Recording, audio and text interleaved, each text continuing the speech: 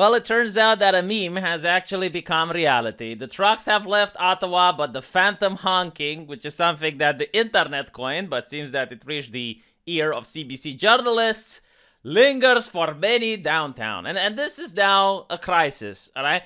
I gotta tell you something from my personal experience here in Romania. When we had the lockdowns, you needed to show papers when you left your home, like actual physical papers. You needed to show your ID, and you needed to sign an entire letter under penalty of perjury that you're leaving the house for why the government actually allows you to leave the house, such as taking the trash, doing groceries, and if you didn't have the correct signature on the paper, if you didn't date it correctly, if you forgot to add certain thing, it was a 2,000 euro fine.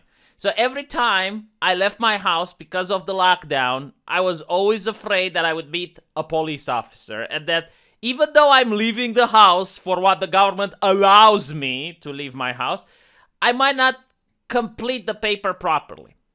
So even after the lockdowns were lifted, a lot of people were still going around with this trauma, like looking around. Is there a police officer? Is there? No one from the press gave a shit. No one cared. Absolutely no one. Oh, but now we need to care. The phantom honking. Yes. Kevin, which is a random dude. We don't know who Kevin is, but they plucked him from the street. I like boop. Use one word to describe it: torture. From now on, when I'm going to hear about an American going, so in Vietnam, my grandfather was tortured, I'll be like, so like the Vietnamese, they honked their cars next to his house. No, the other type. Oh, I see.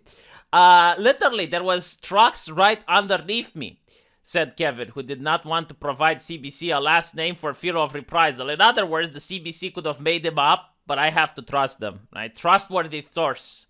Authoritative source. They can pull Kevin, and it's like Kevin is now representative of the entire demographic from Ottawa, right?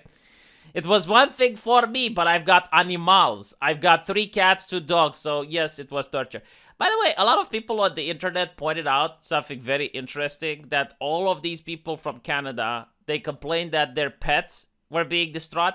Not a single person complained that their children couldn't sleep at night or that their babies were crying. Did you notice that?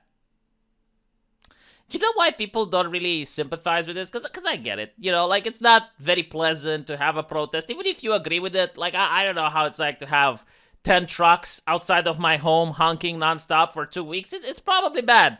Not gonna lie. But when blue check marks from Canada and politicians were saying, oh, we need to make the life of the undocumented people insufferable, and then we find out that, okay, well, there's truckers honking. Okay. I mean, you asked for this. I'm not into victim blaming or anything, but you literally asked for this. That torture is the reason held between an ongoing class lawsuit which sought an injunction prohibiting any participants in the convoy protest from using horns in the vicinity. Yeah, be glad they didn't use music instead. That would have been even worse. The trucks have since been removed, with police pushing the majority of the protesters outside of the downtown core over the family day long weekend. Even still, some downtown residents say they're haunted by the phantom honking. What sounds like bearing trucks horn. Again, like, I gotta just take a step back here and point out, like, I'm at the border with Ukraine. I mean, if Canadians are this traumatized by truckers honking, like, how are the Ukrainian people feeling after the shells are falling down? This is like the problem with the press when you read it from Eastern Europe. It's like first world problems. Again, I'm not saying that it's not bad, but really you need an entire article written about it from Kevin's experience. And it's not even a poll. It's not even a survey. But it's like, oh, look how bad the bourgeois, the most rich people in Canada who have the privilege of living in Ottawa are going through. Like, oh, please, their cats. Think about their cats. Again, I'm not saying that I'm the one honking. Like, I'm not there in the truck honking next to them. I'm not even encouraging the truckers to do anything. But, like, you're asking me to care.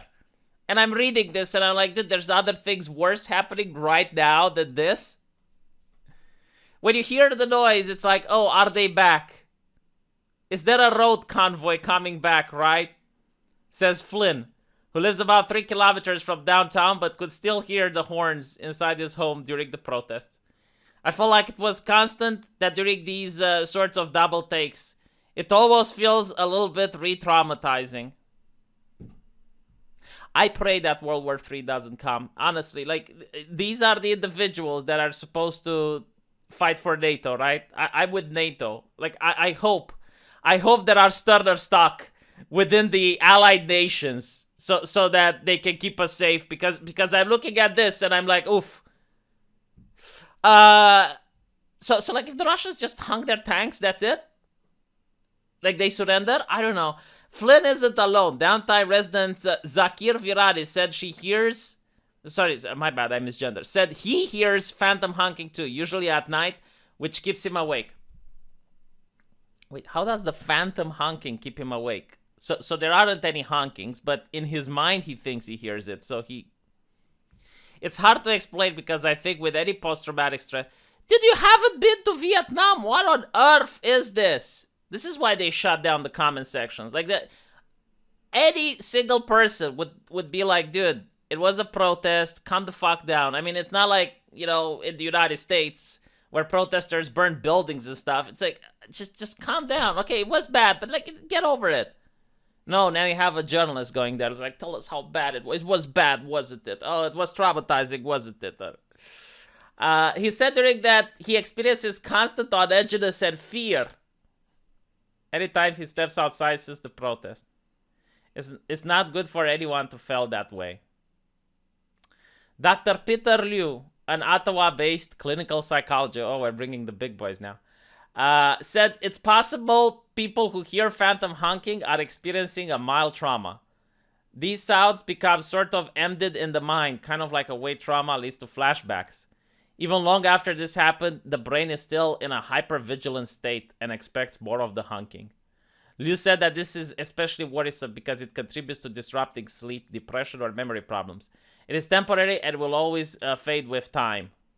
Yeah, but like, again, notice how they don't care about what the lockdowns did. Like, none of the like, there are psychologists out there that keep writing about like the effects of the lockdown on people's psychology. They're not talking about those in the media. No, they're talking about Kevin. Well, Kevin, I hope you managed to get through this so that, you know, we can get ourselves ready for the next drama, which seems to be happening in Ukraine right now. And speaking of Ukraine, oh my god, it's so hard to avoid the topic. Like, literally all the news are about the conflict. And I understand it's something very serious and everyone is worried about it. But like, there's no other news. Like, that's it. So I'll do my best to at least have one video per day that's not about Ukraine. Hopefully you guys will appreciate that. Let me know what you think, and I'll see you in the comment section. Take care.